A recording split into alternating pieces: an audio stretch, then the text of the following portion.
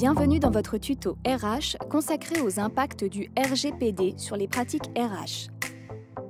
Le RGPD, Règlement général sur la protection des données, cadre la collecte et le traitement d'une donnée personnelle.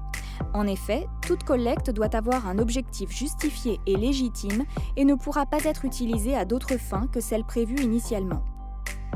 La réglementation prévoit que les entreprises aient nommé un DPO, Data Protection Officer, pour piloter la mise en conformité. Si cette démarche apparaît capitale pour les entreprises, la fonction RH reste l'une des plus impactées, que ce soit en paye, recrutement, gestion de carrière, etc., compte tenu des nombreuses données personnelles pouvant être collectées par les services RH.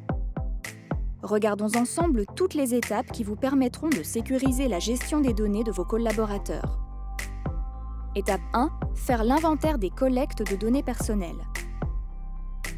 Afin de sécuriser les données collectées passées, les équipes RH devront pouvoir les identifier, vérifier leur conformité, lister les personnes y ayant accès et vérifier leur légitimité, et s'assurer que le traitement est conforme à la réglementation en termes de support, d'outils, de délais et d'accès. Étape 2. Recueillir le consentement. Le CSE devra être informé et consulté sur le traitement des données personnelles et sur la charte informatique de l'entreprise. Les équipes RH doivent également s'assurer du consentement du collaborateur ou candidat dans le cadre d'un recrutement. Nous vous conseillons d'ajouter une mention particulière sur chacun des documents ou des outils vous permettant de collecter des données personnelles. Étape 3. Sécuriser l'enregistrement des informations. La collecte des données personnelles implique que l'employeur doive prendre toutes les précautions indispensables au regard de la nature des données et de ses risques pour empêcher toute déformation, endommagement ou accès extérieur non autorisé. Il doit donc collecter les informations dans un espace sécurisé et rapidement accessible si le collaborateur souhaitait y avoir accès. Étape 4. Donner l'accès aux collaborateurs concernés.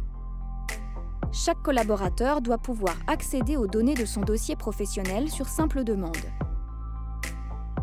L'employeur est tenu de faciliter l'exercice des droits de ses collaborateurs, ainsi une copie des données doit lui être délivrée au plus tard 1 mois à compter de la réception de la demande et 2 mois si l'entreprise fait face à des demandes accrues.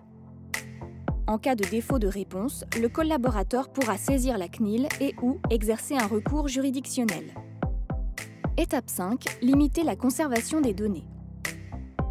En fonction des objectifs fixés par la collecte des données, cette dernière aura une durée limitée. Toutes les données individuelles du collaborateur, telles que son contrat de travail ou son dossier disciplinaire, peuvent être conservées pendant la période d'emploi de chaque collaborateur concerné et à minima 2 ans pour prévenir d'un éventuel litige.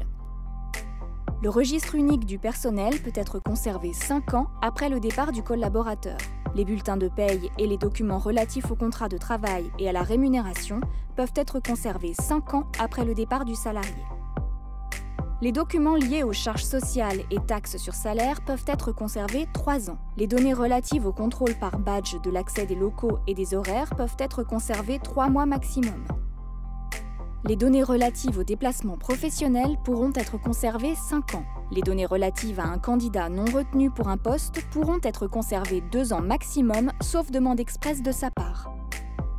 Les enregistrements des conversations téléphoniques sur le lieu de travail peuvent être conservés 6 mois après leur collecte. Les informations relatives au mandat des représentants du personnel peuvent être conservées jusqu'à 6 mois après la cessation du mandat. N'hésitez pas à consulter le référentiel de durée de conservation de la CNIL pour plus de détails.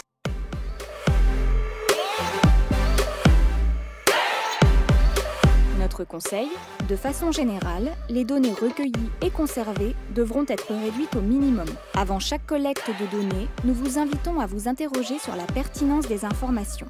Avons-nous besoin de conserver ces informations? Et sur la durée de conservation possible, quand devrais-je supprimer ces informations? Envisagez une actualisation de vos process RH internes pour y intégrer les obligations liées au RGPD, qui peut les consulter, où les stocker, quoi demander, fixer des rappels de fin de conservation. Pour aller plus loin, nous vous proposons la formation RGPD pour RH. Vous la retrouverez sur notre site internet.